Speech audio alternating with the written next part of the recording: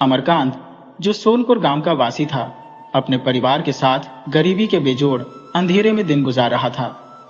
इस बदहाली का एक प्रमुख कारण उसकी कामचोरी थी।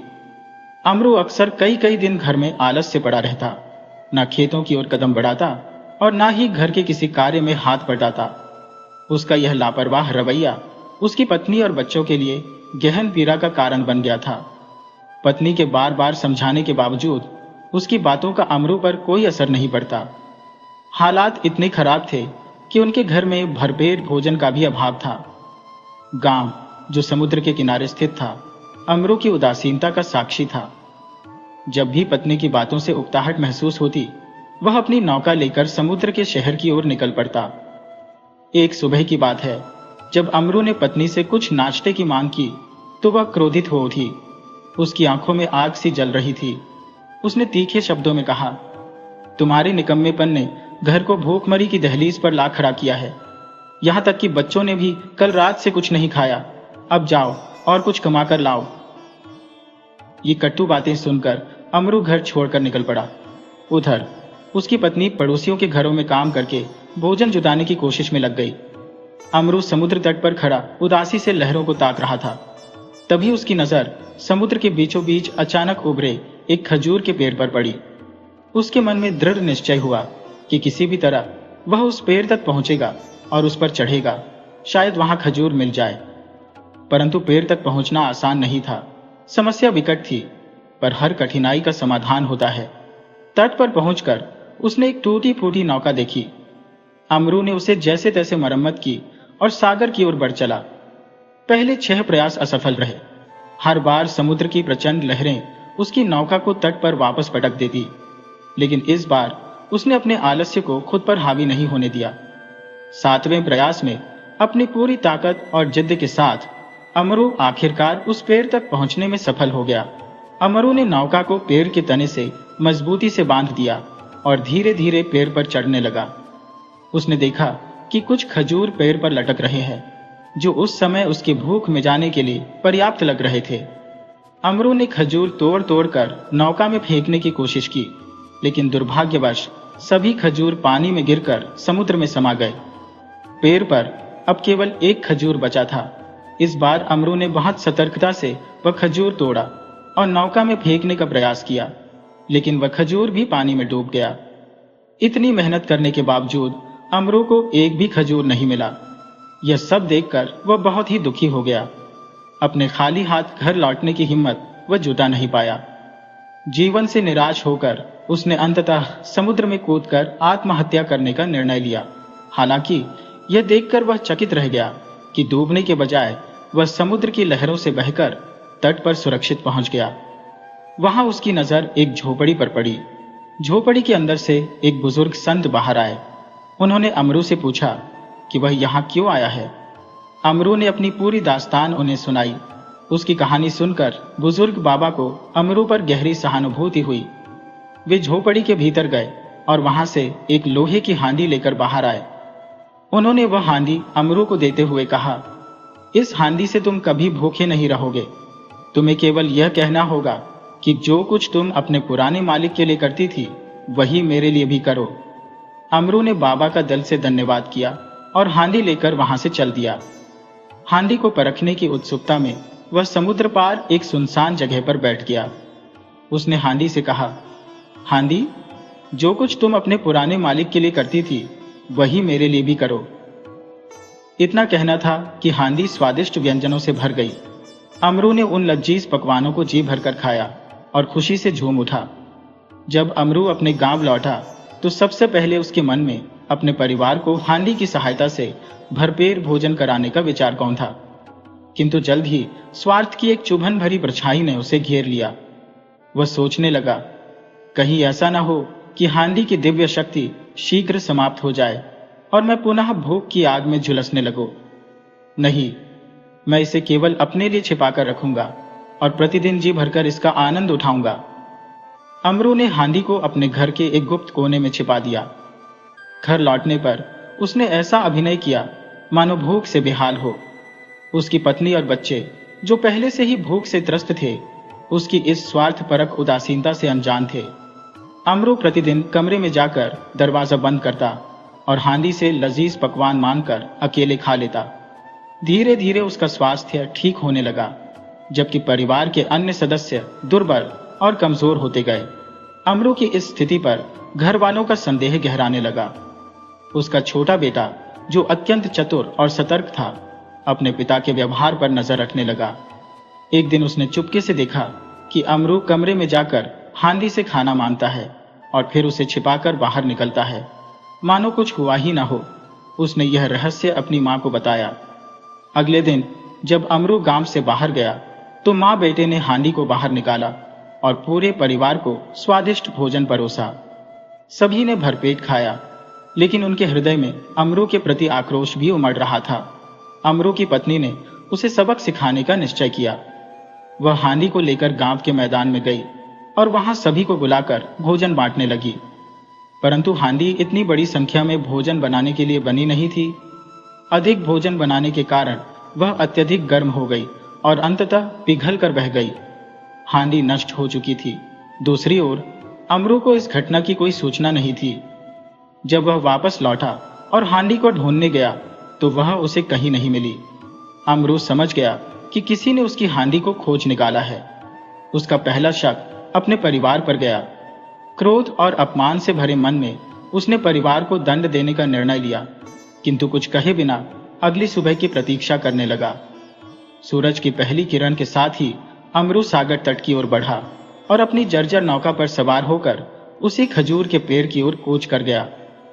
इस बार नाव बिना किसी विघ्न के सीधी पेड़ तक पहुंचकर थम गई। अमरू ने नाव को पेड़ से कसकर बांधा और फिर पेड़ पर चढ़ने लगा। जैसा कि पिछली बार हुआ था, पेड़ पर भरपूर फल लदे हुए थे। अमरू ने सावधानी पूर्वक फल तोड़े और नौका में फेंक दिए। सभी फल बिना किसी हानि के नौका में जा गिरे। हालांकि इस बार अमरू ने सभी फलों को एक एक कर पानी में फेंक दिया और स्वयं भी समुद्र में छलांग लगा दी। तैरते हुए वह फिर से बूढ़े बाबा की झोपड़ी तक जा पहुंचा और पूरी घटना का विस्तृत ब्यौरा उन्हें सुनाया। बाबा ने उसकी बात सुनकर पहले की तरह दयालुता जताई। इस बार बाबा अपनी झोपड़ी के भीतर गए और भीतर से एक लकड़ी का डंडा लेकर लौटे। उन्होंने वह डंडा अमरू को सौंपा और दोनों ने परस्पर विदाई ली। डंडा लेकर अमरू अपने गांव की ओर चल पड़ा। रास्ते में उसने उस डंडे की शक्ति को परखने का निश्चय किया। एक निर्जन स्थान पर खड़े होकर उसने कहा, डंडे ओ डंडे, जैसे तुम अपने पूर्व मालिक के लिए कार्य करते थे, वैसे ही अब मेरे लिए भी करो। अमरू की बात समाप्त होते ही डंडा हरकत में आ गया।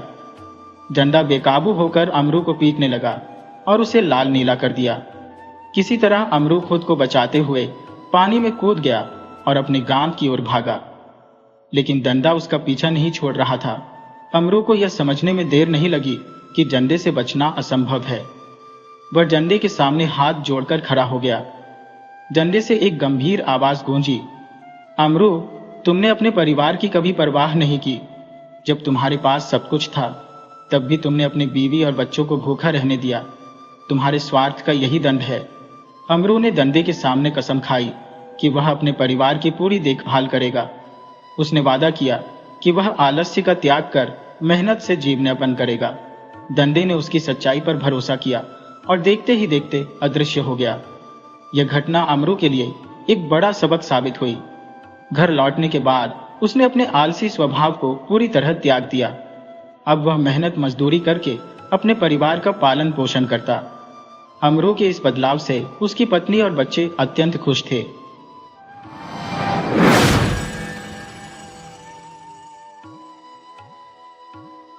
मेथनी गांव के चौपाल में एक दिन सांझ को काठियावाड़ के घोड़ों की बात चल रही थी। कोई माणकी का बखान कर रहा था तो कोई ताजन के पराक्रम कह रहा था। इसी प्रकार बेरी, फूलमाल, रेशम और वांदर्य इत्यादि की बातें निकली थीं।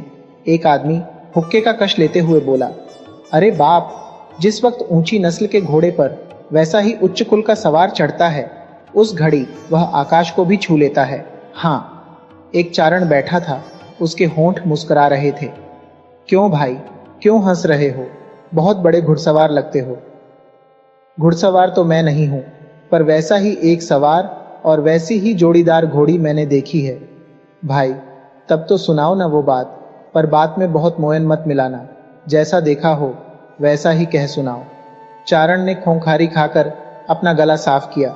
फिर उसने दायरे से कहा, भाई देखा है वैसा ही कहूंगा। मोयन मिलाऊं तो जोग माया देखेंगी, किंतु चारण का लड़का हूं, इसलिए शूरवीरता को प्रेम किए बिना तो नहीं ही रहा जाएगा। हुक्के की घूंट लेकर उसने बात आरंभ की। बहुत नहीं, 25 वर्ष हुए होंगे। सोरठ के इत्रिया गांव में सूथा घाघल नामक एक काठी रहता था। 25 वर्ष की उम्र, घर का सुखी आदमी, इसलिए शरीर के रोम रोम से मानो जवानी हिल्लोर मार रही है। विवाह को 1-2 वर्ष हुए होंगे। काठियारिन की गोद भर के पिहर में प्रसव के लिए ले गए हैं। लड़का जन्मा है। 2 महीने प्रसव के पूर्व और 2 महीने प्रसव के बाद का, इस तरह से 4-4 महीनों का वियोग हुआ। इसकी वेदना तो आपा सूथा के हृदय बिना दूसरा कौन समझ सकता है। यह सब होते होते आकाश में आषाढ़ी दूज दिखाई दी। इंद्र महाराज गेंद और डंडे खेलने लगे हों, इस प्रकार आषाढ़ गरजने लगा। पहाड़ों पर चमकती हुई बिजली आकाश और धरती का विरोध निकालने लगी। काले घने बादल 7-7 तह जमकर आकाश में छा गए। फिर तो बादलों के हृदय में वियोग की काली अग्नि जल रही हो, इस प्रकार बिजली आकाश के कलेजे को चीर चीर कर धाएं धाएं निकलने लगी। न जाने कितनी दूर सागर के किनारे मन का मीत बैठा होगा। उसको याद कर कर के वियोगी बादल मन ही मन में धीरे धीरे रोने लगे। मोर अपनी गर्दन के 3-3 टुकड़े करके केहू क शब्दों से टहुकने लगे। मोरनी ढेकुक ढेकुक करते हुए स्वामीनाथ से लिपटने लगी। लताएं वृक्षों को अंकवार में लेकर ऊपर चढ़ने लगी। आपा सूथा आकाश में निरखा ही किया। उसका मन बहुत उदास हो गया। एक रात्रि तो उसने बिस्तर पर करवटें ले लेकर निकाली। सुबह होते ही उसके धीरज की अवधि पूरी हो गई। अपनी माणकी घोड़ी पर सवार होकर आपा सूथा ससुराल के गांव मेकड़ रवाना हुआ। मेकड़े गांव पहुंचकर आपा तुरंत जल्दीबाजी करने लगे, परंतु ससुराल में जमाई राज मेहमान होता है, वह तो पिंजरे में बंद तोते जैसा कहलाता है। उस तोते का छुटकारा अचानक कैसे होगा, उसमें भी बरसात आपा की वैरी हुई है। दिन रात आकाश मूसलाधार बरसने लगा। हाथी के सूंड जैसा परनाला घर की ओरियानी से बहने लगा। वह पानी की धार नहीं बरस रही थी, परंतु आपा के विचार से तो इंद्र महाराज की बरछियां बरस रही थी। ससुर के घर तो अपनी कठियारिन के पैर का तलवा, तो क्या ओढ़नी का किनारा भी नजर नहीं आता था। इसी तरह 3 दिन हो गए। आपा का मिजाज गया। उसने खुलेआम कह दिया कि मुझको तो आज ही विदा करा के जाना है। सासू ने कहा, अरे भाई, लगातार वर्षा हो रही है, इसमें कहाँ जाओगे? कहीं भी समुद्र में। मुझको तो आपके घर का पानी अभी से हराम है। मेरी बुआई व्यर्थ हो रही है। आपकी कौन सी बुआई व्यर्थ हो रही थी? हृदय की बुआई। गांव का चौधरी आया। उसने कहा, आपा, आपको पता है शेवरू जी नदियों फैली पड़ी है। आज 3-3 दिन हो गए शेहजी का पानी नहीं उतर रहा। चारों ओर जलबंबाकार हो गया है, और आप कैसे शेजूंजी पार करेंगे? वहां जो होगा सो सही, पर यहां से तो निकलने में ही छुटकारा है। ठीक है, आज का दिन निकाल लीजिए। यहाँ का पानी हराम हो तो मेरा घर पवित्र कीजिए। कल सुबह चाहे जैसा भी मेघ बरसता होगा तो भी अपने ही बैलों को बांधकर आपको इत्रिया गांव पहुंचा दूंगा। उस दिन आपा रुके। दूसरे दिन चौधरी 6 बैलों को बांधकर गाड़ी सहित हाजिर हो गया। आकाश में वर्षा के बादल घिरे हुए थे। सबने जमाई के मुंह की ओर देखा, परंतु जमाई का हृदय नहीं पिघला। युवा काठियारिन सिर से स्नान करके धूप से सुगंधित किए गए कपड़ों को धारण की। बाल को कंघी करके दोनों तरफ भ्रमर के पंख जैसे काले सुगंधित सौगंधिक को लगाया। मांग में सुगंधित सिंदूर भरा। माता और 2 महीने का बालक बैलगाड़ी में बैठे। मेकड़ा और इतरिया के बीच, मेकड़ा से 2.5 कोस पर क्रांकच गांव का सिवान। शेजी नदी बाढ़ की उफान में है। बिल्कुल गिर के पहाड़ों में से शेतल शेजूंजी का पानी चला आ रहा है, इसीलिए 8-8 दिन तक उसकी बाढ़ नहीं उतरती है। एक किनारे से दूसरे किनारे पर जाना हो तो मुसाफिरों को बेड़ा पर बैठकर नदी को पार करना पड़ता है। बैलगाड़ी और माणकी का सवार शेत्रुजी के किनारे आकर रुक गए। बौराई शेतल गर्जना करती हुई दोनों किनारे से बह रही है। आज उसको जवानी से भरे इस काठी युगल पर दया नहीं आई। नदी के दोनों किनारों पर पानी के उतरने की राह देखते हुए यात्री कतारबद्ध होकर बैठे थे। मैं भी उस दिन शेतल के किनारे बैठा था और मैंने ये सब अपनी नज़र से देखा। बेड़े वाले बेड़ों को बांधकर चिलम फूंक रहे थे। सभी यात्री इस काठियारिन की ओर देखने लगे, मानो संगमरमर की मूर्ति के सम्मुख देख रहे हों। जोगमाया की कसम, क्या वह रूप! यदि नदी को आंखें होती तो वह नाजुकता देखकर बाट कम कर देती। आपा सूथा ने बेड़ा वाले से पूछा, उस पार ले जाओगे? कोणियों ने कहा, दरबार नदी में उतरना ठीक नहीं है। देखो ना, दोनों किनारों पर कितने आदमी बैठे हैं। पानी कब तक कम होगा? कुछ कहा नहीं जा सकता। बैलगाड़ी वाले चौधरी ने कहा, आपा अब विश्वास हुआ, अभी भी मान जाओ तो बैलगाड़ी वापस ले चलूं। अब वापस जाएंगे तो सासू मां इज्जत उतार लेंगी। वापस तो जाने से रहे चौधरी। आपा के राग में माणकी उत्साह से थिरक रही थी, मानो अभी हाल ही पंख फैलाकर दूसरे किनारे पहुंच जाऊंगी। वह इस तरह से उछल रही थी। नदी की मस्त गर्जना के सम्मुख माणकी भी हिनहिनाने लगी। थोड़ा विचार करके घुड़सवार बेड़े वाले की ओर मुड़ा। किसी तरह से उस पार उतारोगे? कितने लोग हो? लालची बेड़े वालों ने हिम्मत की। एक औरत और एक बच्चा, बोलो क्या लोगे? 16 रुपए हो तो अभी उतार देंगे। 16 पूरे, कहकर आपा ने कमर से रुपए की थैली खोलकर खन्न खन्न करते हुए 16 रुपए गिन दिए। मानो उस झनकार में आपा की आज की आने वाली मध्य रात्रि की टंकार बजी हो। उसने पुकारा, नीचे उतरो। काठियारिन नीचे उतरी। 2 महीने के बालक को हृदय से लगाकर महिला ने धरती पर पैर रखे। क्या वे पैर थे? पैर के तलवे से मानो कुमकुम की ढेरी लगती जाती। कुसुम्बी चादर के पतले घूंघट से उसका मुंह दिख रहा था। काले काले बादलों का काजल उतार कर मानो अंजित वे 2 आंखें, और उन आंखों के कोर गूंजा फल के रंग जैसे लाल चटक सोने की, शहनाई जैसी हाथ की कलाई, ललाट पर हरे रंग का गोदना, बंसीधारी कान और गोपी का वह मोर, और सोने के दीपक में 5-5 ज्योति जल रही हो। ऐसी उसकी बाएं दाएं हाथ की 5-5 अंगुलियां, मानो उस मूर्ति ने मुसाफिरों की नजर बांध ली। सभी बोल उठे, आपा जुल्म क्यों कर रहे हो? ऐसा मनुष्य फिर नहीं मिलेगा। हाँ, ये किंशुक सा बालक कुम्हाला जाएगा। आपा पछताओगे, चीख कर रोओगे। जो होगा सो ठीक भाइयों, आप बीच में ना बोलें। आपा ने थोड़ा दिल को दुखी करके उत्तर दिया। काठियारिन से कहा, बैठ जाओ, बिना घबराए, बिना कुछ पूछे। जय माता, कहकर काठियारिन बेड़ा पर बैठ गई। पालथी मारकर गोद में बालक का सुलाया, छूंघट निकालकर पैर के नीचे दबा दिया। 4 तूंबड़ी और उस पर चक्की पीसने का छोटा सा खटोला रखकर तैयार किया गया बेड़ा। उसके मुंह के आगे मोटा सा मजबूत रस्सा बंधा होता है।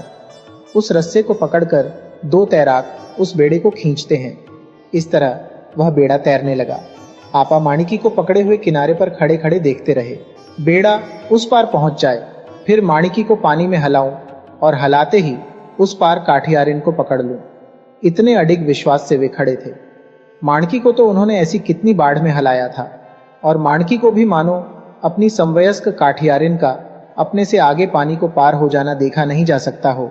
इस प्रकार टापों को पछाड़ने लगी, मानो उसके पैर के नीचे ज्वाला जल रही हो। इस प्रकार अधीरता पूर्वक खड़ी है। बेड़ा शेतल की धार पर तैरने लगा। छोटा बच्चा नदी की लीला देखकर गरजते हुए उछलने लगा। माता ने बेड़ा के संतुलन को बचाते हुए बालक को दबाया। तब तक वे बीच धार में पहुंच गए थे। बुरा हुआ, अचानक आपा के मुंह से उद्गार निकला, गजब हो गया।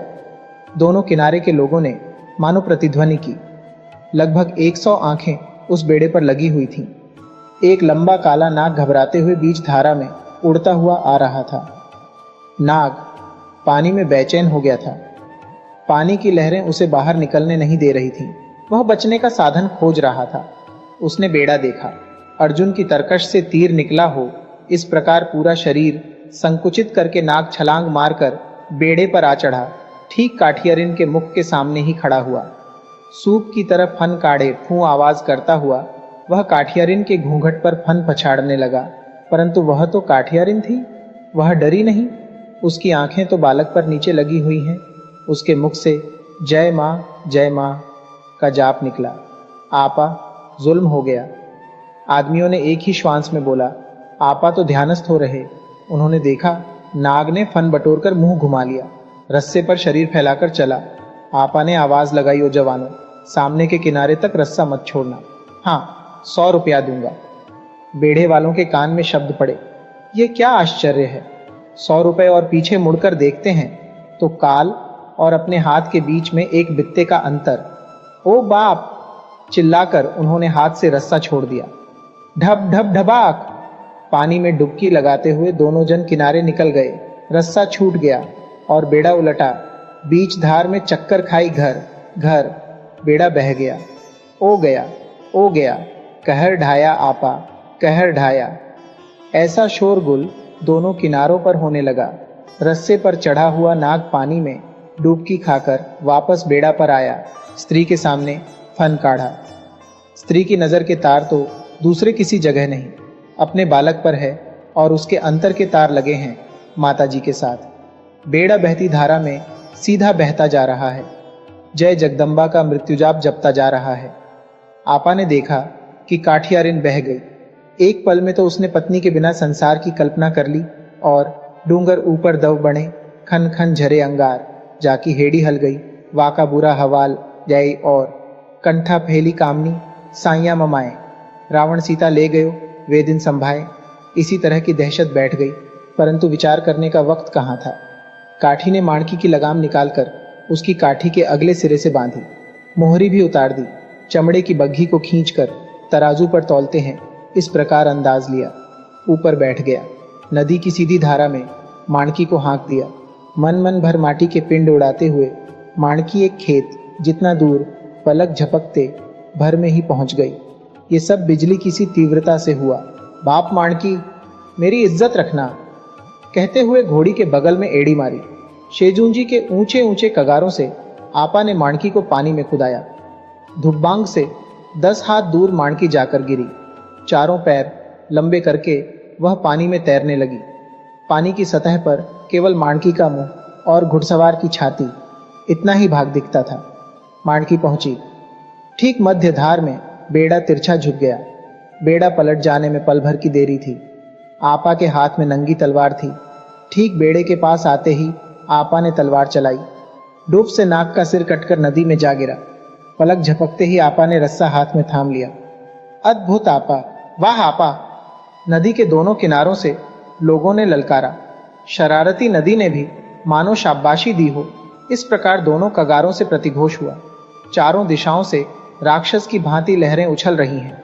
काठियारिन और बालक पानी में डूब रहे हैं। माँ बेटे के मुंह में भी पानी जा रहा है। आपा ने बहाव की उलटी दिशा में नजर की तो किनारा आधा कोस दूर रह गया था। घोड़ी पानी के विरुद्ध नहीं चल पाएगी। सामने नजर डाली तो नदी की ऊंची ऊंची कगारें हैं। बाहर कैसे निकल पाएंगे? बाप माण की, बेटा माण की, कहते हुए आपा ने घोड़ी की पीठ थपथपाई। घोड़ी चल दी। काठियारिन, अब तुम्हारा जीवन रस्से पर है, इसलिए ठीक से पकड़ना, काठी ने कहा। काठियारिन ने बालक को पलाठी में दबाया, दोनों हाथों से रस्सा पकड़ा। रस्से की छोर आपा ने काठी के सिरे से फंसाया। माणकी किनारे के पास पहुंच गई। उसके पैर माटी पर टिके। काठियारिन, ठीक से पकड़ना, कहकर आपा ने माणकी के बगल में लात डाला। चारों पैर समेटकर माणकी ने उन ऊंचे ऊंचे कगारों को लांघ गई, परंतु कगारें भीगी हुई थीं। माटी का एक गाड़ी जितना भाग फंसक गया। माणकी वापस पानी में जा गिरी। बेड़ा भी, बालक और माता सहित फिर से पानी में गिरा। माँ बेटा घबराकर पुनः होश में आए। बापा माणकी कहकर फिर से कगार के पास जाकर आपा ने कुदाया। ऊपर जाकर फिर से माणकी पानी में गिर पड़ी। मानो भोग लेने के लिए भूत मंडली जैसी लहरें दौड़ी आ पड़ी। तीसरी बार जब माणकी गिरी तब काठियारिन ने कहा, काठी, बस अब बेड़ा छोड़ दो, अपना जीवन बचा लो। शरीर सुरक्षित रहेगा तो दूसरी काठियारिन और दूसरा लड़का मिल जाएगा। अब परिश्रम मत करो, बोलो मत, ऐसा अशुभ मत कहो। निकलेंगे तो चारों जीव साथ में निकलेंगे, नहीं तो चारों जन जल समाधि लेंगे। आज की रात रहने की प्रतिज्ञा है, या तो इतरिया के घर या फिर समुद्र के पाताल में। माणकी, बाप, यहां पर दूर रखेगी क्या? कहकर चौथी बार एड़ी लगाई। माणकी तीर की भांति निकली, कगार के ऊपर जा गिरी। कुआं में से चरसा मोट निकलती है, वैसे काठियारिन और उसके बालक सहित बेड़ा सुरक्षित किनारे निकल गया। बहुत खूब आपा, अद्भुत घोड़ी, ऐसा चिल्लाते हुए लोग उसे घेरने लगे। आपा माणकी को पवन डुलाने लगे, परंतु माणकी को अब पवन की आवश्यकता नहीं थी। उसकी आंखें निकल गई थीं, उसके पैर टूट गए थे, उसके प्राण पखेरु उड़ गए थे। सिर पर सच में सोने के मुल्लमा वाला फेंटा बांधा था। उसे उतारकर सूथा घाघल ने माणकी के शव पर ढक दिया। माणकी को आलिंगन में लेकर खुद चीख चीख कर रोए। बाप माणकी, माणकी, ऐसी पुकार कर करके आपा ने आकाश को रुलाया। वहीं के वहीं जल लेकर प्रण लिया कि जीते जी अन्य किसी घोड़े पर नहीं छड़ूंगा। काठियारिन के नेत्रों से भी 8-8 आंसू बह निकले थे। 80 साल का होकर वह काठी मरा।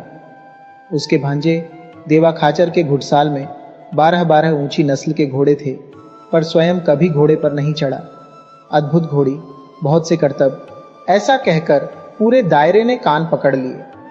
घोड़ी के पैर टेकते समय बेड़ा और उस पर बैठे बालक माता 3-3 बार किस तरह से साथ रह सकते हैं, ऐसी शंका मित्रों ने उठाई है। उसका निराकरण करने के लिए वह नजरों से देखने वाला कहानीकार आज उपस्थित नहीं है, इसलिए हम सुखपूर्वक समझ लें कि घुड़सवार काठियारिन को बालक समेत घोड़ी पर पीछे बैठाकर पराक्रम किया होगा। सपोचे सरिते।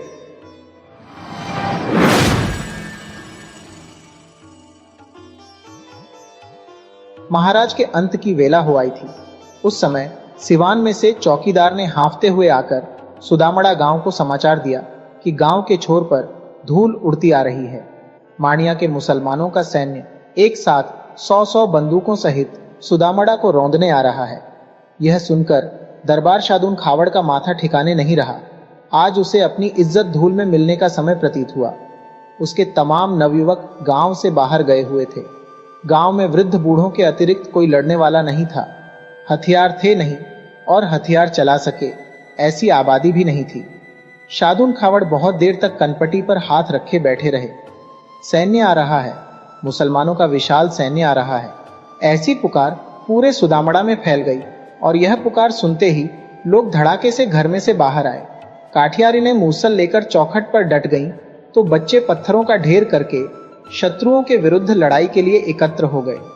किसी ने कहा कि बापू बेचैन होकर बैठे हैं, हथियार नहीं है, आदमी नहीं है, गांव लुट जाएगा, स्त्रियों के सिर पर तुर्कों का हाथ पड़ेगा, इसलिए बापू तलवार मार के मर जाएंगे। अरे क्यों मरेंगे, क्यों मरेंगे? हमने क्या चूड़ियां पहन रखी हैं? नन्हे नन्हे बालक और दुबले पतले बुढ़े बोल उठे। और हम चूड़ियां पहनने वाली क्या घूंघट तानी हुई हैं कि अपने सिर पर दूसरे आदमी का हाथ पड़ने देंगी? अपना कड़ा जिसके माथे पर मारेंगी उसकी खोपड़ी चकनाचूर नहीं कर देंगी? जाओ बापू के पास और उन्हें हुर्मत दो। बस्ती के जो 10-20 आदमी थे वे शादून खावड़ की ड्योढ़ी पर गए। जाकर हल्ला गुल्ला करने लगे। ओ मालिक शादून, ऐसा शार्दुल होकर तब से क्या विचार कर रहे हैं? हमारे शरीर में प्राण है, तब तक नामर्द मियाँ क्या सुदामड़ा का फाटक भी मरोड़ सकेंगे? अरे हथियार धारण करो, तुम्हारे गांव की औरतें कछौटा बांधकर तैयार हो गई हैं। तभी एक स्त्री बोली, अरे बाप शादून खवड़, हम सभी तो सुदामड़ा के मालिक हैं। क्या उस दिन लाखा करपड़ा ने नी भनी नदी के किनारे पूरे गांव को नहीं कहा था कि सुदामड़ा तो सबके मत्थे है? उस दिन से पूरी आबादी गांव की बराबर की भागीदार हो गई है। तुम्हारी ड्योढ़ी और हमारी कुटिया के बीच फर्क नहीं रहा। सुदामड़ा की लाज के लिए माथा जाए तो क्या हुआ, स्वामी है। हाँ हाँ, हम सभी सुदामड़ा के बराबर के मालिक हैं। पूरी बस्ती ऐसे ही गरज उठी। संवत 1806 के बीच पूरा गांव एक शत्रु के विरुद्ध लड़ा था। उसी दिन से ही सबके माथे सुदामड़ा का करार हुआ था। मतलब कि पूरी बस्ती में गांव की जमीन का बराबर भाग में बंटवारा हुआ था। ये बात स्त्री भी नहीं भूली थी। एक ढोली भी उस समय वहां खड़ा था। अबे दूर खड़ा रह दूर, इसी तरह सब उसको दुत्कारते थे।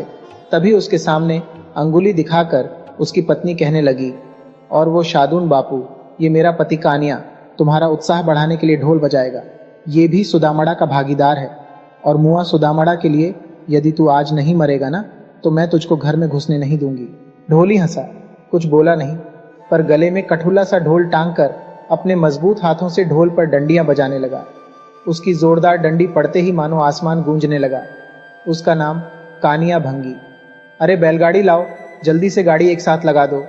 ऐसी हाँक हुई। कानिया के ढोल से कायर की छाबड़ी में भी हरी पधारे। हड़हड़ाते हुए बैलगाड़ियां आ गईं। झटपट गांव का फाटक बंद हुआ और फाटक के किनारे पूरे गांव की बैलगाड़ी खड़ी कर दी गई। उसकी आड़ में 10-10 आदमी तलवार लेकर खड़े रहे। सांझ की वेला हो गई।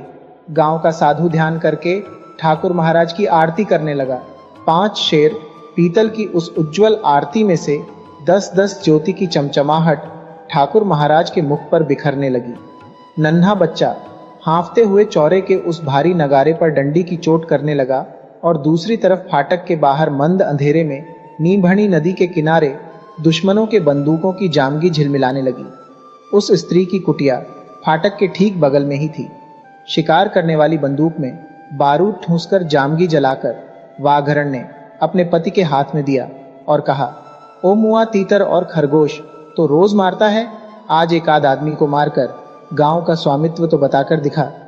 एक आदमी को चालाकी सूझी, हाथ में बंदूक लेकर बैलगाड़ी के धुर्रे के बीच संभल कर बैठ गया। मियाँ आ गए थे। आगे उनका सरदार लखा पाडेर चला आ रहा था। लखा पाडेर हाथ के में जो जामगी जल रही थी, उसके उजाले में उसकी राक्षसी काया बिल्कुल साफ दिख रही थी। उसको देखते ही कुटीर की आड़ में खड़े खड़े स्त्री ने आदमी को आवाज दी, ओ निगोड़े, देख क्या रहा है, मार मार। उस सरदार के कपाल के बीच में निशाना कर दे, धड़ाका, खोपड़ी की धज्जियां उड़ा दे, जल्दी मार, चारों युग में तेरा नाम रहेगा। परंतु आदमी का हाथ कांपने लगा। बंदूक चलाने की उसकी हिम्मत नहीं हुई। सिर पर बिजली गिरी हो इस प्रकार वह वहीं का वहीं जड़ हो गया। उसी समय एक बढ़ई बंसूला लेकर खड़ा था। कानिया ने बड़ी ढोल पर डंडी बजाई, तभी बढ़ई का सच जाग उठा। उसके मन में उजाला हो गया कि हाय हाय, मैं भी सुदामड़ा का बराबर का मालिक हूँ और ऐसा अवसर निकल जाएगा। उसने दौड़ लगाई, आदमी के हाथ से बंदूक खींचकर कंधे पर रख ली, लखा पाडेर के ललाट का निशाना लिया, दाग दिया और हडुडुडु करती हुई गोली के छूटते ही लखा की खोपड़ी से फटाक की आवाज हुई। हरिद्वार के मेले में किसी जबरदस्त हाथ का तमाचा लगते ही दुबले साधु के हाथ से सवा शेर खिचड़ी के साथ भिक्षा पात्र उड़ जाता है, उसी तरह लखा की खोपड़ी उड़ गई। जीवन में पहली बार ही हाथ में बंदूक उठाने वाले उस बढ़ई ने रंग रख लिया और फिर तो मारो मारो की हुंकार की। पाडेर गिर पड़ा और अंधेरे में मुसलमान अकुला उठे। मन में लगा कि फाटक में कौन जाने कितने योद्धा बैठे होंगे। शोरगुल भी गजब का काला हो गया। पत्थर पड़ने लगे।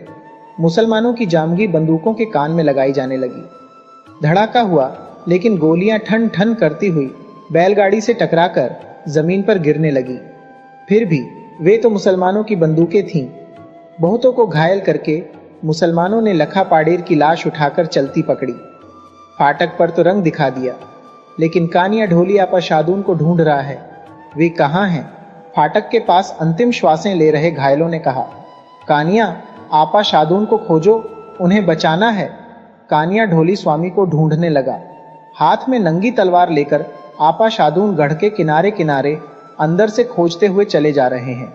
दूसरा कोई आदमी उनके पास नहीं है। उनको शंका थी कि शत्रु गढ़ को लांघ कर गांव में न घुसाए। मुसलमान भी बाहर के रास्ते से ठीक गढ़ के किनारे किनारे चले आ रहे थे। इतने में उन्होंने गढ़ की दीवार में एक छोटा सा नाला बनाया। अवसर पाकर मुसलमान अंदर घुसने लगे। उनके पास हड्डी की बड़ी भारी सी नाल पड़ी थी। उसको उठाकर मुसलमानों ने आपा शादून के माथे पर दे मारा। पहलवान मुसलमान के भीषण चोट से आपा शादून बेहोश होकर धरती पर गिर पड़े। परंतु तभी धड़ धड़ धड़, इसी तरह से कौन जाने कहां से एक साथ कितनी तलवार का झटका मियों के सिर पर टूट पड़ा। भूतनाथ के भैरव जैसे कद्दावर और खूनी मुसलमान विशाल पहाड़ की छोटी से पत्थर गिरता है, उसी तरह गिरने लगे। ये किसकी तलवार हमला कर रही है, यह देखने के लिए नजर ऊपर उठाने का भी समय नहीं था। ये लो, ऐसा शोर होता जा रहा है और तलवार का हमला होता जा रहा है। शत्रुओं का दम निकल गया। आमने सामने तलवारें टकराईं। कौन किसको मार रहा है, अंधेरे में उसका पता न चला। मुसलमान भागे और जो भागे वे भी द्वारका के यात्री की भांति सुदामड़ा के यात्रा की पहचान रूपी द्वारका छाप तलवार की चोट लेते गए।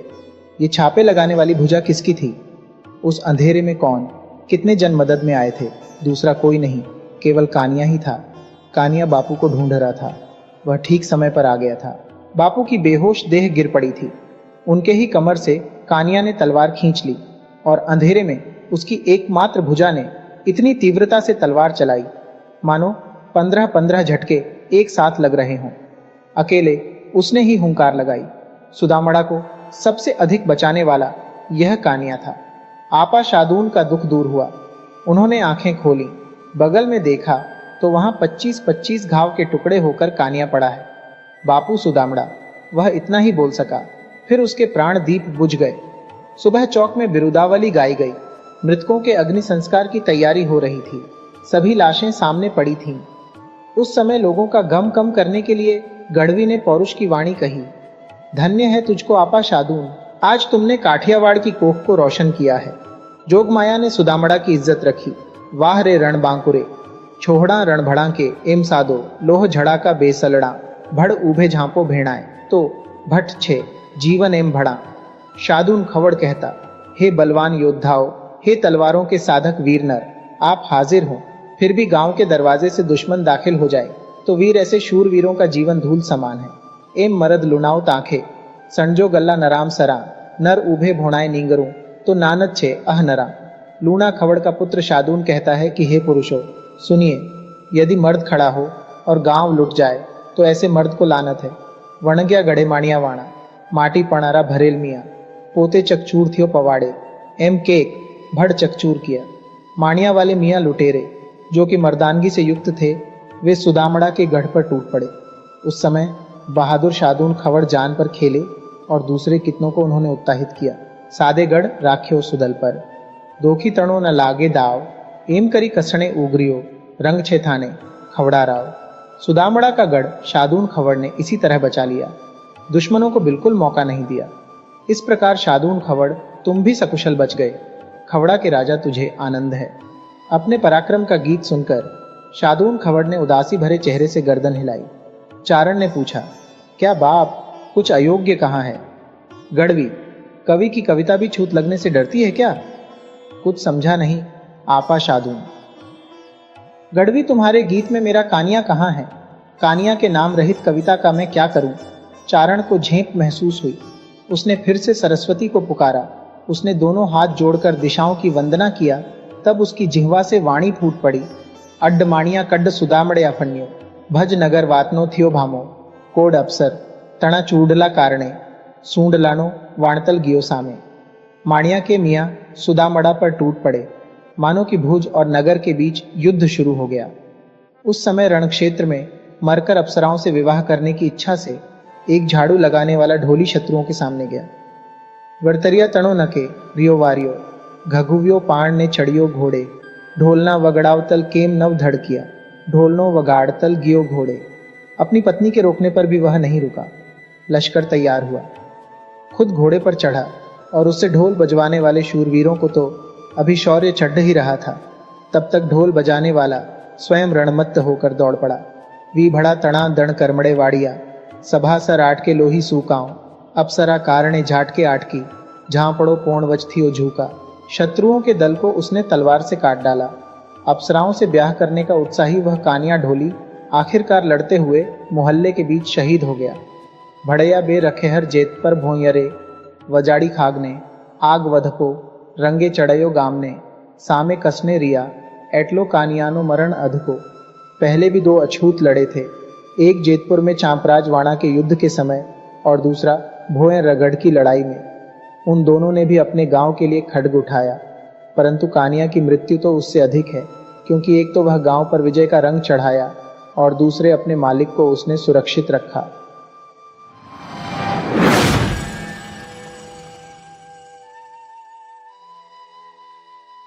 गोनू झा के वाक्चातुर्य और बुद्धि कौशल पर मुग्ध थे मिथिला नरेश। कोई भी उलझन आए, गोनू झा उसे चुटकियों में सुलझा लेते।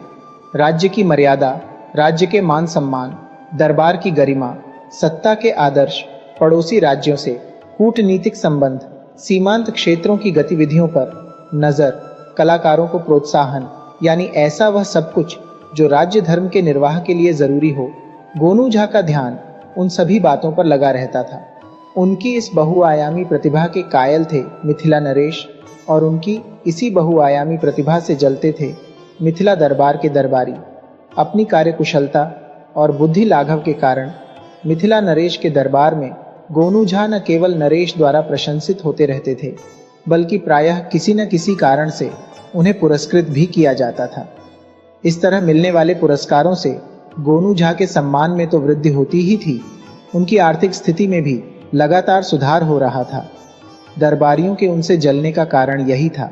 दरबारी सोचते, कहाँ 2 जून रोटी के लिए तरसने वाला गरीब ब्राह्मण गोनू झा और कहाँ मिथिला नरेश के दरबार में बहुप्रशंसित दरबारी गोनू झा। ऐसे अनेक अवसर उस दरबार में आ चुके थे जब सभी दरबारियों ने मिलकर गोनू झा को नीचा दिखाने की कोशिश की थी, मगर गोनू झा अपनी बुद्धि के बल से उन सब पर भारी पड़े थे।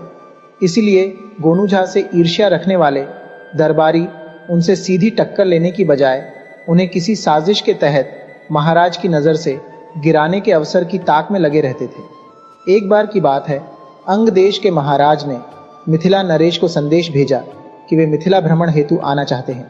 मिथिला नरेश इस संदेश से प्रसन्न हुए और अंग नरेश को संदेश भेज दिया कि उनके स्वागत के लिए मिथिला उनकी राह देख रही है।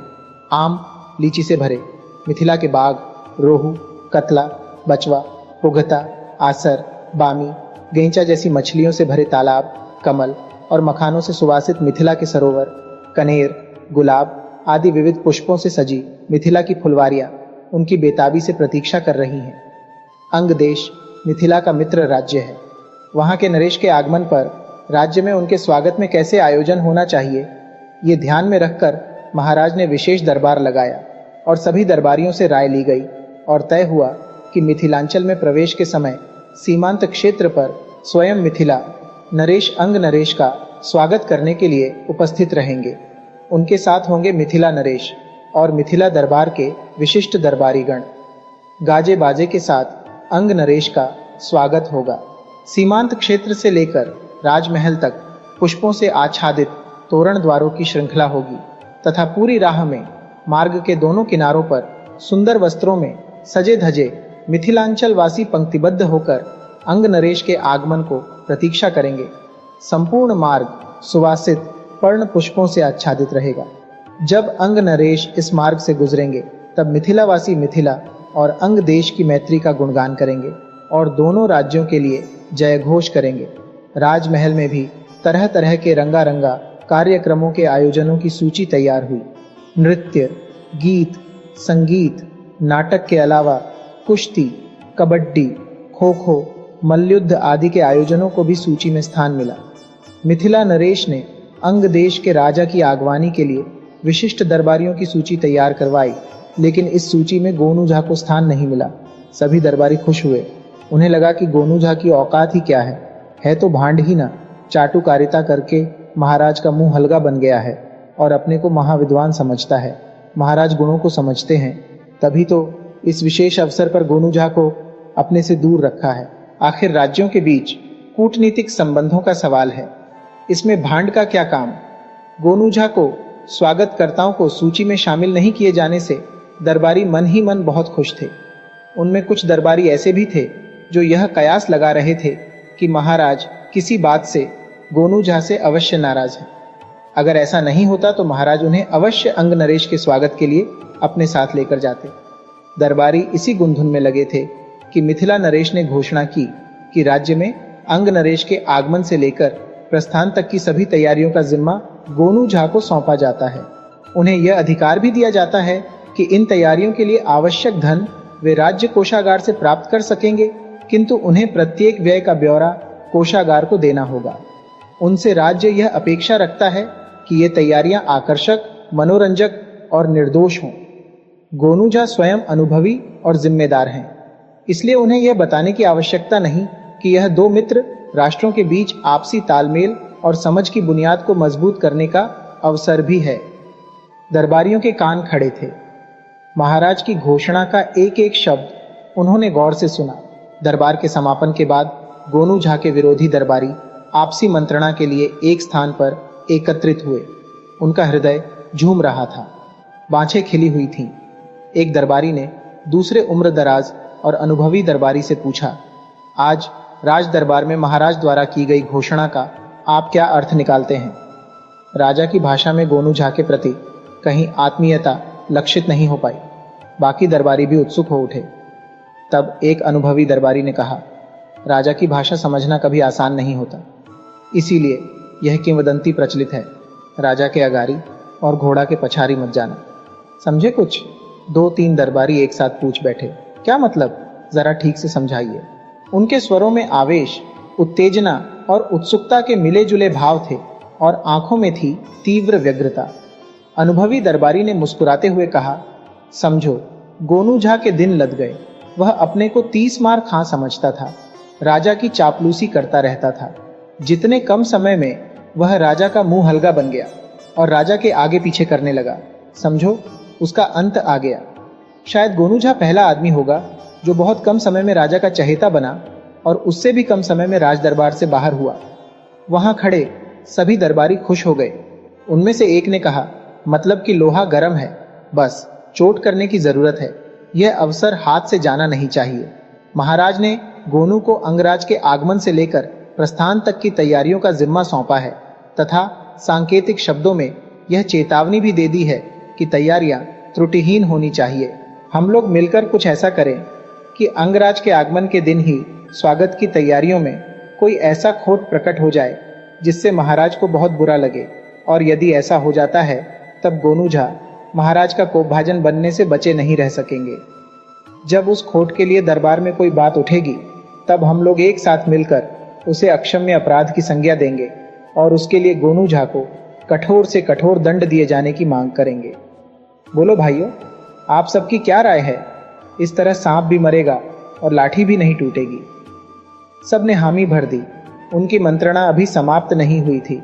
मूल प्रश्न खड़ा था, आखिर ऐसा क्या किया जाए जिससे अंगराज के आगमन के दिन ही कुछ ऐसा हो जाए जिससे महाराज कुपित हो जाए और गोनू झा दंडित किए जा सके।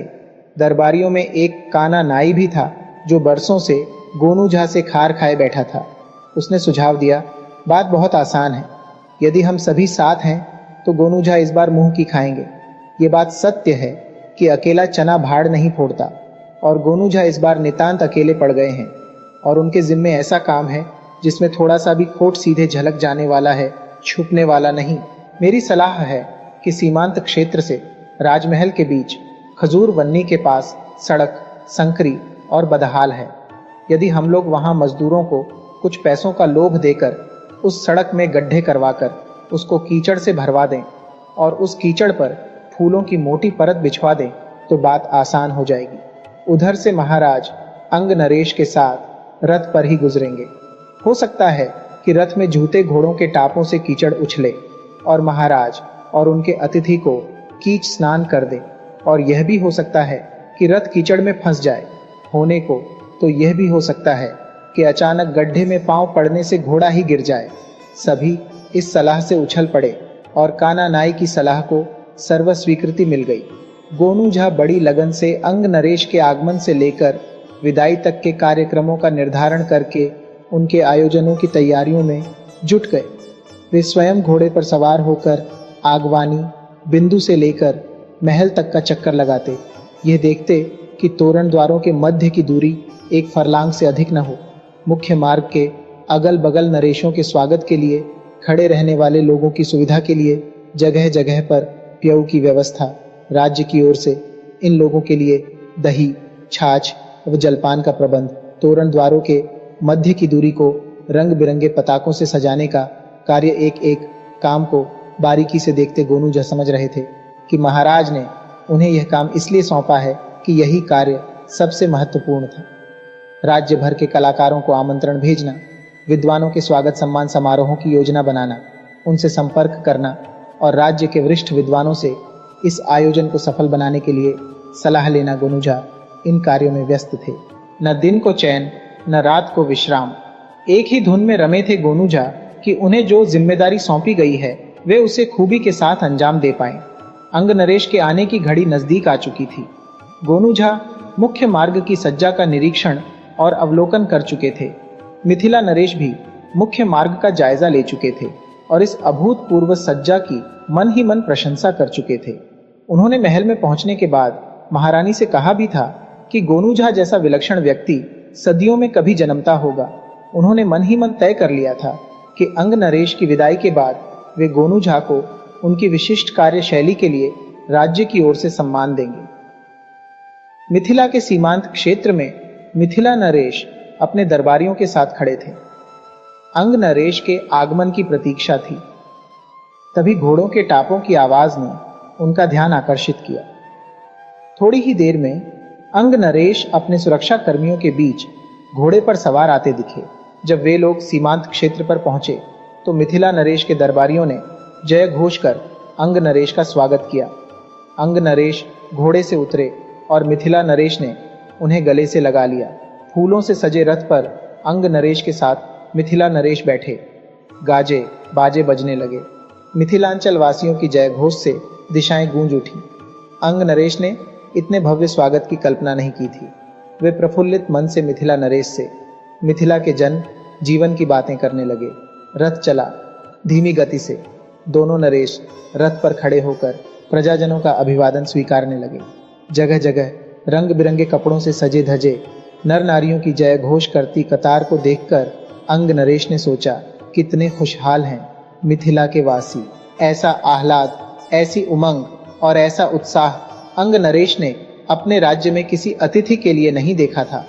रंगों की चमक दमक, पुष्प गुच्छों से आच्छादित तोरण द्वारों से उठने वाली सुगंध ने अंग नरेश पर जादुई प्रभाव डाला था और वे राह की थकान भूल मुग्ध होकर राजमहल जाने वाली राह की सज्जा और प्रसन्नचित्त मिथिला वासियों को देख रहे थे कि अचानक एक धचके के साथ रथ के पीछे का दोनों पहिया कीचड़ में फंस गया और घोड़ों के टापों से उछले कीचड़ से रथ के फूल लथपथ हो गए। मिथिला नरेश इस आसन्न व्यवधान से चौंक पड़े। रथ चालक ने बहुत कोशिश की मगर घोड़े रथ को खींच नहीं पाए। रथ का एक पहिया बुरी तरह एक गड्ढे में फंसा हुआ था। अंततः महाराज के सुरक्षा कर्मियों ने रथ को कंधे के सहारे उठाया और फिर मुख्य मार्ग पर रथ लाया गया। रथ की सफाई की गई, घोड़े बदले गए, रथ महल की ओर चला। महाराज इस व्यवधान से क्षुब्ध हो उठे मगर समय को ध्यान में रखते हुए शांत रहे। उनकी समझ में नहीं आ रहा था कि राह में यदि गड्ढा था तो उसे भरा क्यों नहीं गया और राह में उस गड्ढे में इतना कीचड़ कहां से आ गया। बरसात का मौसम नहीं कि राह में कीचड़ हो। खजूर वन्नी का इलाका ऐसे भी जनशून्य स्थान है, वहां नाले भी नहीं है, किसी के द्वारा लगातार पानी बहाने की भी संभावना नहीं है। सबसे बड़ा सवाल उनके मन में यह उठ रहा था कि कीचड़ को फूलों से ऐसे किसने ढंका कि वह शेष राह जैसा ही दिखे। आखिर ऐसा करने वाले की मंशा क्या रही होगी। उन्होंने अंग नरेश से इस व्यवधान के लिए खेद जताया और अंग नरेश ने उन्हें आश्वस्त किया कि इस घटना को महत्व नहीं दे रहे। राजमहल में पहुंचने के बाद अंग नरेश के लिए भव्य रूप से सजाए गए कक्ष में उन्हें ले जाया गया और इसके बाद एक से बढ़कर एक भव्य और मनोरंजक कार्यक्रमों की श्रृंखला शुरू हुई। लगभग एक माह के प्रवास पर आए अंग नरेश के लिए एक से बढ़कर एक यादगार कार्यक्रमों की प्रस्तुति हुई। मिथिला वासियों के लिए भी यह अवसर अपने सांस्कृतिक धरोहरों को उजागर करने वाला था। भोजन, मनोरंजन और विश्राम की निर्दोष तैयारियों की सराहना मन ही मन मिथिला नरेश भी कर रहे थे, लेकिन उनके मन में अंग नरेश के आगमन के दिन की घटना शूल की तरह चुभा रही थी। वे समझ नहीं पा रहे थे कि इतनी अच्छी व्यवस्था में वह दोष कैसे उत्पन्न हो गया। एक भव्य आयोजन के बाद अंग नरेश की विदाई की घड़ी आई। महाराज स्वयं उनके साथ सीमांत तक गए। भावभीनी विदाई के बाद एक दिन शांतिपूर्वक बीता। दूसरे दिन दरबार में महामंत्री ने प्रस्ताव रखा कि अंग नरेश के आगमन से लेकर प्रस्थान तक के कार्यक्रमों की समीक्षा होनी चाहिए। दरबारी मानो इस पल की प्रतीक्षा ही कर रहे थे।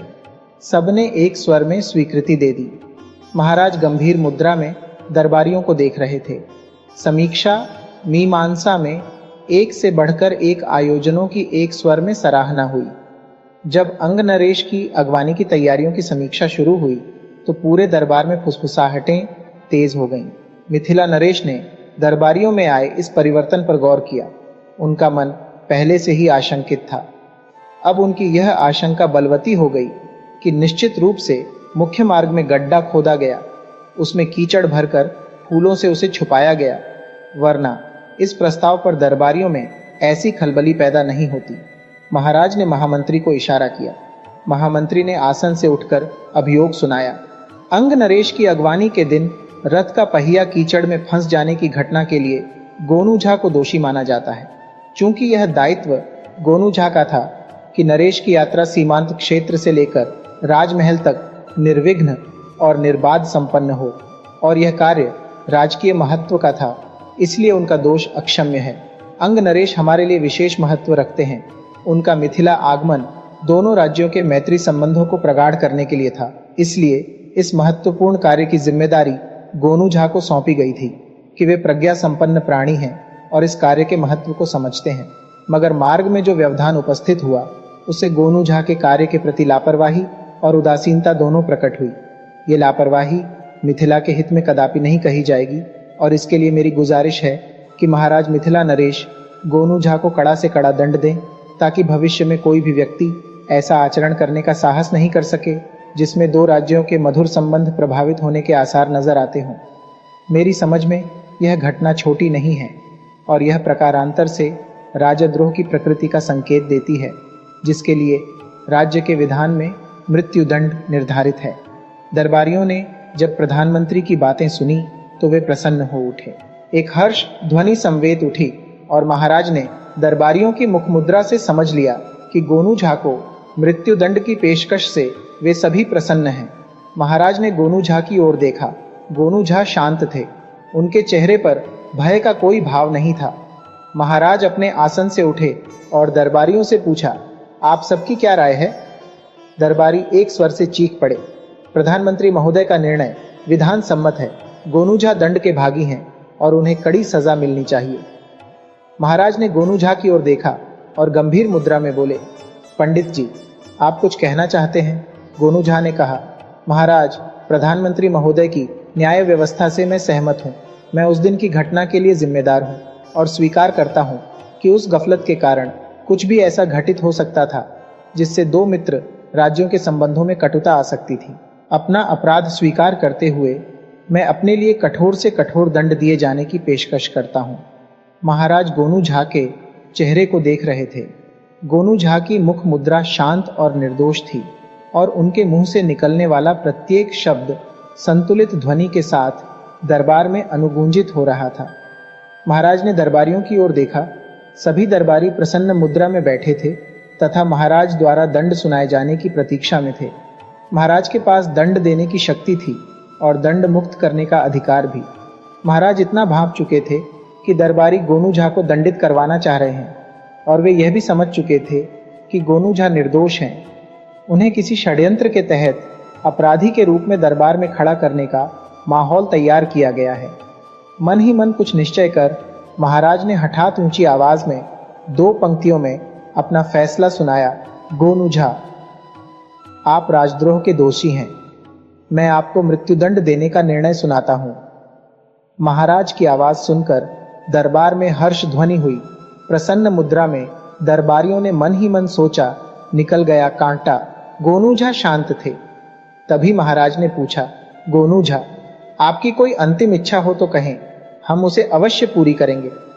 गोनू झा ने कहा, महाराज, आपका दंड शिरोधार्य। मैं फांसी पर लटकने को तैयार हूं। राजाज्ञा का पालन मेरा धर्म है। मैंने जो अपराध किया है उसकी सजा मुझे मिलनी ही चाहिए।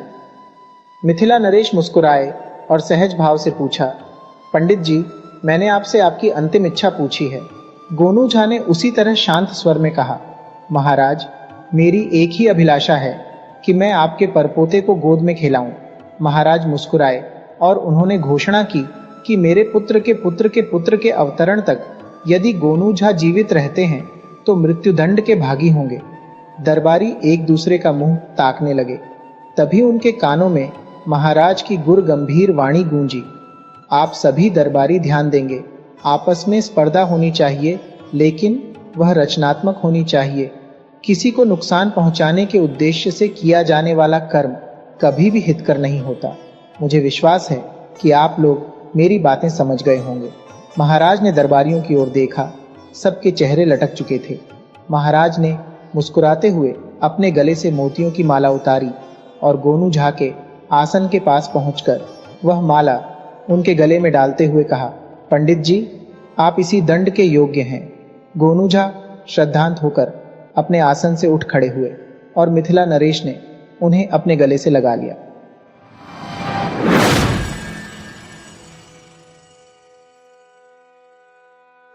ठग उन्मूलन अभियान। मिथिला में चोर उचक्कों और ठगों का कभी बहुत जोर था।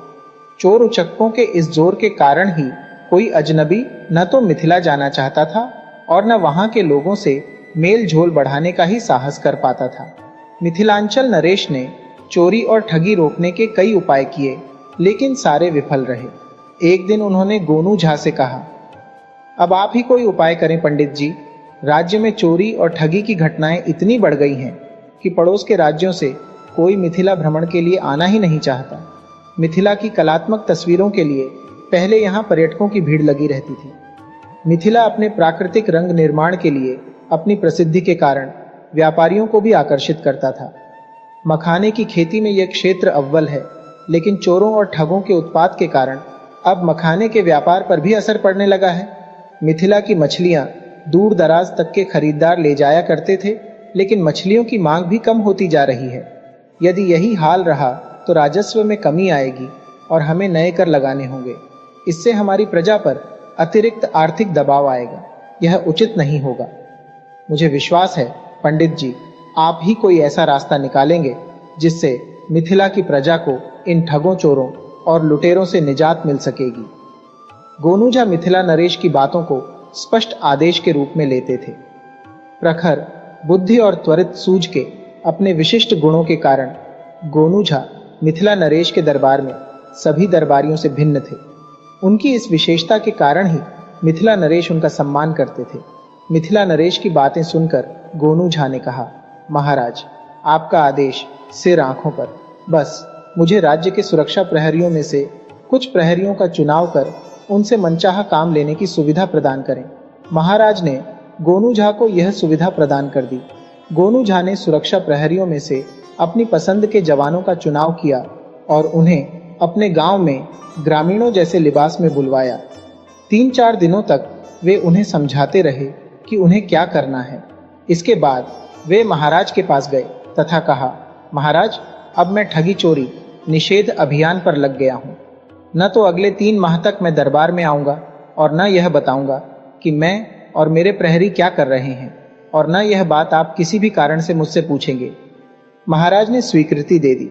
गोनू झा ने इन सुरक्षा प्रहरियों को पर्यटकों के वेश में विभिन्न क्षेत्रों के धर्मशालाओं में ठहर जाने का निर्देश दिया तथा राजकोष से मंगाकर सबको कुछ कुछ धन भी प्रदान किया। जवानों के चयन में गोनू झा ने एक विशेष नीति अपनाई थी। उन्होंने ऐसे जवानों का चयन किया था जो देखने में मूर्ख लगते थे। 3 दिनों के प्रशिक्षण के दौरान उन्होंने इन जवानों को मूर्खतापूर्ण ढंग से देखने, बोलने आदि की कला भी सिखाई थी। गोनू झा के गांव से थोड़ी दूरी पर एक मवेशी मंडी थी, जहां रविवार को मवेशियों का बाजार लगा करता था। एक सुरक्षा प्रहरी किसान के वेश में उस हाट में भेजा गया। वह दिन भर हाट में घूमता रहा और मूर्खों के से हाव भाव के साथ मवेशियों के पास जाता, उन्हें निहारता और फिर उसके मालिक से उसकी कीमत पूछता। फिर अपनी अंटी से पैसे निकालकर उन्हें सबके सामने गिनने बैठ जाता। फिर कहता कि उसके पास पैसे कम हैं। लगभग 4-5 चक्कर वह पूरे हाट का लगा चुका था। अब वह किसी भी मवेशी के पास रुकता तो मवेशी का मालिक उसे दुत्कार कर भगा देता, जा जा आगे बढ़, लेना न देना आ गया। फिर मगज चाटने। हाट में घूम घूम कर थक जाने के बाद वह जवान एक जगह पर बैठ गया। उसने महसूस किया कि उसके आसपास थोड़ी थोड़ी दूरी पर 4 लोग बैठ गए हैं। चुपचाप सबकी पीठ उसकी तरफ थी। जवान ने फिर अपनी अंटी से पैसों की थैली निकाली और वहां बैठकर उन्हें गिनने लगा। पैसे गिनकर उसने थैली में डाले और थैली अपनी अंटी में रखकर वह फिर से मंडी के चक्कर लगाने लगा। चक्कर लगाते लगाते उसकी नजर एक छोटे से बछड़े पर पड़ी। वह बछड़े के मालिक से उसका मोल पूछा।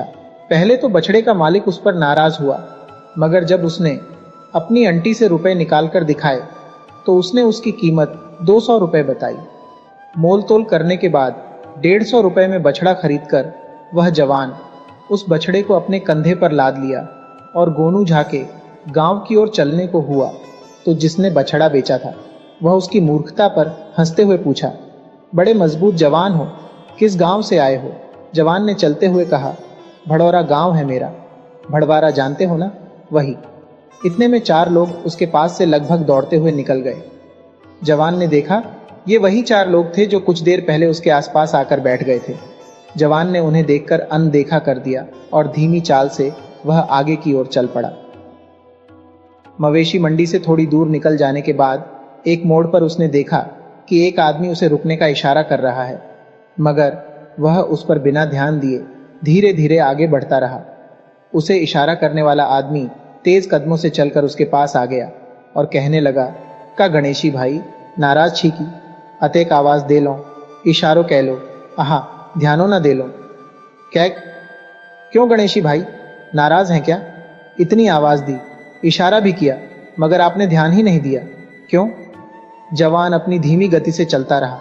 उस आदमी ने फिर कहा कि बात छई, बोलवे नहीं करई छी। क्या बात है, बोलते ही नहीं है? तब जवान ने बिना उसकी ओर देखे कहा, मेरा नाम गणेशी नहीं माधो है। माधो?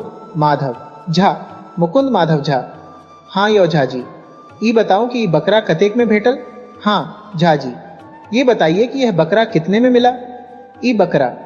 माधो झुंझलाया और बोला, तुम्हें ये बकरा दिख रहा है? ता और का, तो और क्या? माधो चलते हुए बोल रहा था, भाई ये बकरा नहीं है, बाछा है, बाछा। बाछा? कौन कहता है? अरे बकरा और बाछा में अंतर नहीं समझता क्या? क्या मेरे पास आंखें नहीं हैं? क्यों मूर्ख बना रहे हो? वह आदमी अब रोष में बोल रहा था। माधो ने भी उत्तेजित होकर जवाब दिया, हाँ बाछा है, बाछा, बाछा, बाछा, एक नहीं 100 बार बाछा। उस आदमी ने माधो से भी ऊंची आवाज में कहा, बकरा, बकरा, बकरा। माधो फिर चीखा, बाछा, बाछा, बाछा। ऐसे ही चीखते चीखते दोनों गांव के मोड़ तक पहुंच गए। वहां उन्हें 3 आदमी दिखे। उनमें से एक ने उन्हें टोका, अरे क्यों चीख रहे हो दोनों? माधो ने रुआंसा होकर कहा, यह आदमी मेरे बाछा को बकरा बता रहा है। बाछा? चौंक कर उस टोकने वाले आदमी ने पूछा, कहां है बाछा? माधो ने मासूमियत से जवाब दिया, मेरे कंधे पर। वह आदमी ठठाकर हंस पड़ा, फिर हंसते हंसते बोला, अच्छा मजाक कर लेते हो? मजाक? मैं मजाक नहीं कर रहा हूं, मेरे कंधे पर बाछा है और यह आदमी मुझे तब से तंग कर रहा है। बाछा नहीं बकरा है कहकर मुझे आजिज कर चुका है। अरे भाई, है बकरा तो बाछा कैसे कह दे कोई? अब तुमको बाछा को बकरा कहना हो तो कहो, उस आदमी ने कहा। उसकी बात सुनकर माधो ने अपने कंधे से बाछा को उतारा और उसे देखने लगा। फिर बोला, ये बाछा ही है, क्यों मुझे परेशान कर रहे हो? जाओ अपना रास्ता देखो। अभी ये बातें हो ही रही थीं कि गांव के मोड़ पर खड़े 2 आदमी माधो की तरफ आ गए। माधो ने उन्हें देखा, उसे याद आया, जब वह मंडी में सुस्ताने के लिए बैठा था तब यही चारों उसके आजू बाजू आकर बैठ गए थे। उन दोनों ने बाछा को सहलाया, फिर बोले, वाह क्या बात है, बहुत मस्त बकरा है तुम्हारा, बोलो बेचोगे? माधो उनकी बात सुनकर हताश सा दिखने लगा। उनमें से एक ने फिर कहा, बताओ कितने में बेचोगे? मुझे पसंद आ गया है, बहुत शानदार बकरा है। माधो बारी बारी से चारों को देख रहा था। उसे चुप देखकर उन चारों में से एक ने कहा, अरे भाई, तुम तो बाछा खरीदने गए थे, मतलब कि तुम्हें तो बाछा की जरूरत है, बकरे की नहीं। ऐसे में ये बकरा तो तुम्हारे लिए बेकार हुआ ना।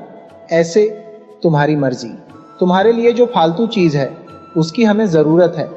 तुम्हें तो खुश होना चाहिए कि जो चीज तुम्हारे लिए फालतू है उसका खरीदार तुम्हें राह चलते मिल गया। बेचना चाहो तो बेच दो, जितने में लाए हो उतनी रकम तुम्हें हम दे देंगे। बोलो कितने में खरीदा था? माधो ने मायूसी भरे शब्दों में बोला, 150 में। 150 यानी 150 रुपए। 150 रुपये मतलब 150 रुपये है ना भाई? एक आदमी ने माधो से पूछा। माधो ने सिर हिलाकर हामी भर दी। फिर उनमें से एक ने माधो का कंधा थपथपाकर कहा, भाई मेरे, एक 5 शून्य रुपए में एक और 5 का तो मतलब है, मगर हिसाब किताब में शून्य का तो कोई मानी होता ही नहीं है। बताओ होता है क्या? माधो ने फिर सिर हिलाकर न कहा। उसके चेहरे पर उस समय मूर्खता बरस रही थी। तो एक 5 शून्य में से शून्य हटा दो तो बचे 1 और 5, यानी 1 पर 5 15। ये लो 15 रुपए। उनमें से एक ने माधो के हाथ में 15 रुपए रखते हुए कहा, अब ये बकरा हमारा हुआ। माधो हाथ में 15 रुपए थामे उन लोगों को देखता रहा और वे लोग बाछा लेकर एक साथ मुड़ गए और तेज गति वे वहां से जाने लगे। माधो उन लोगों को जाते हुए देखता रहा। जब वे लोग उसकी आंखों से ओझल हो गए तब माधो ने गोनू झा के गांव की तरफ अपना रुख किया। उस समय सूरज डूब रहा था। गांव की पगडंडियों के आसपास के पेड़ों पर चिड़ियों की चहचहाहट का शोर था।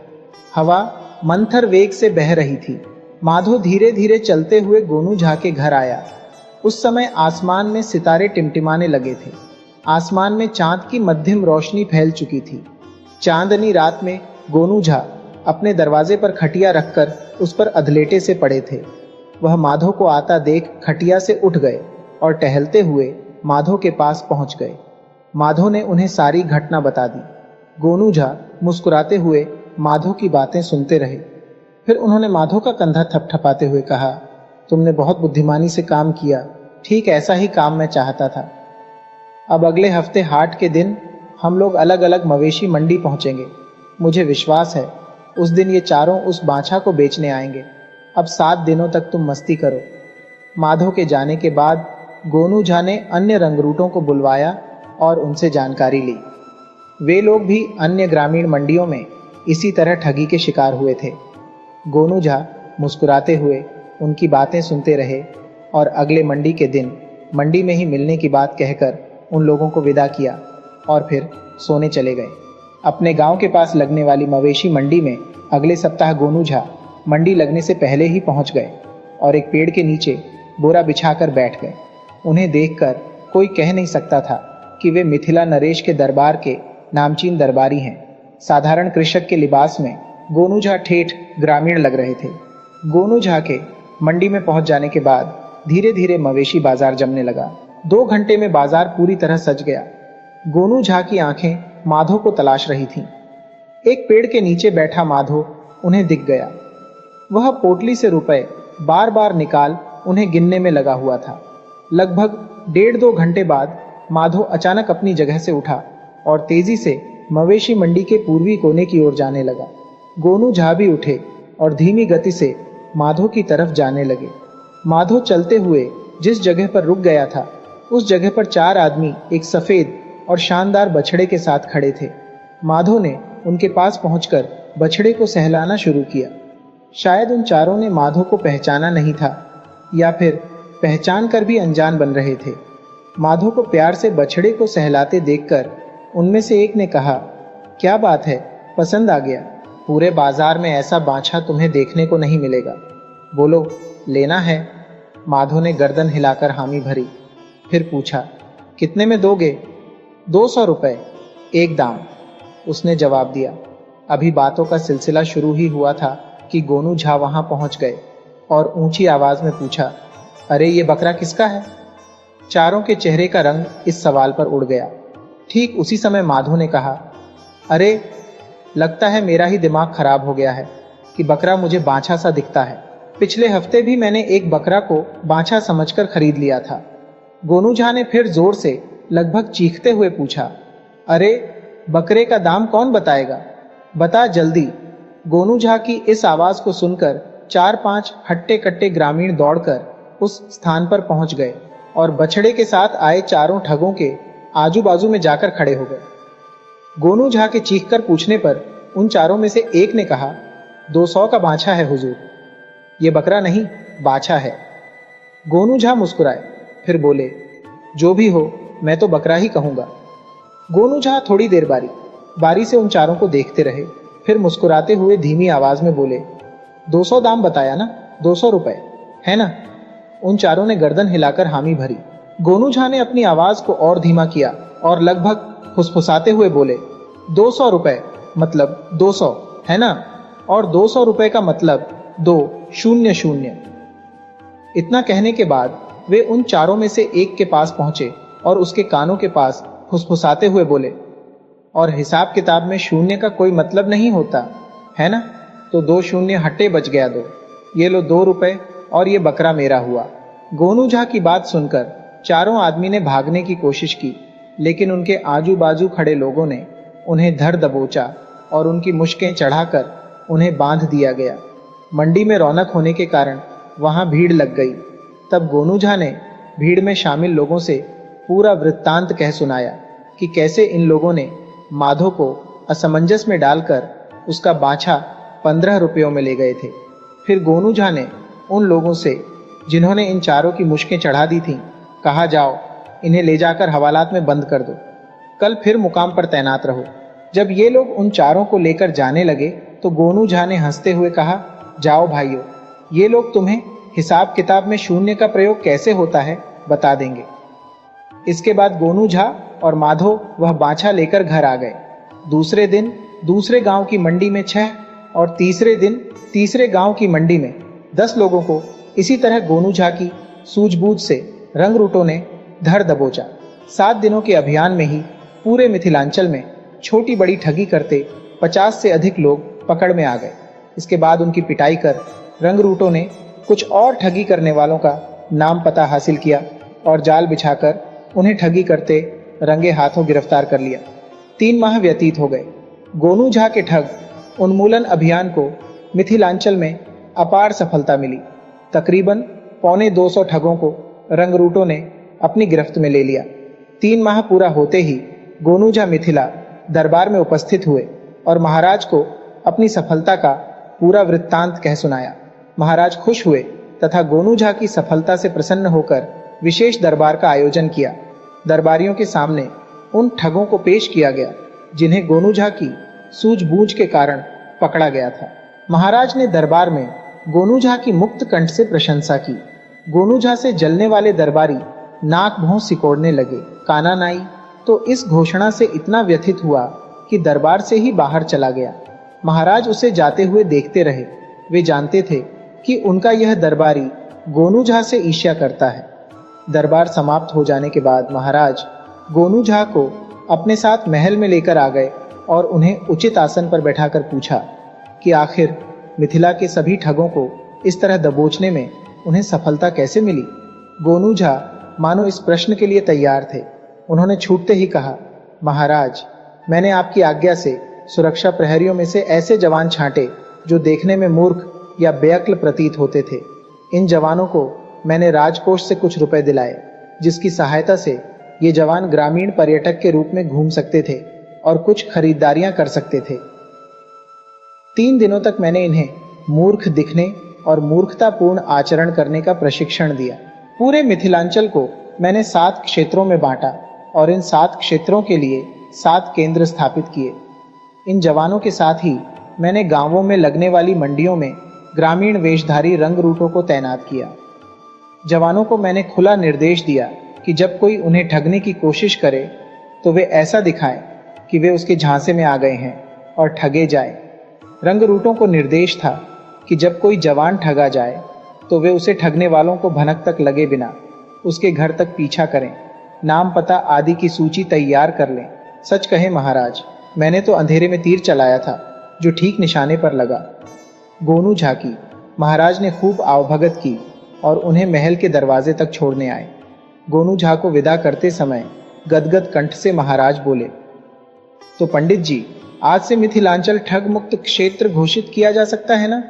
गोनू झा ने उन्हें नमस्कार करते हुए कहा, क्यों नहीं महाराज। वीडियो अच्छी लगे हो तो इसे लाइक करें और ऐसी ही मजेदार कहानियों के लिए चैनल को सब्सक्राइब करें और बेल आइकन दबाएं। ज़्यादा से ज़्यादा अपने दोस्तों को शेयर करें। धन्यवाद।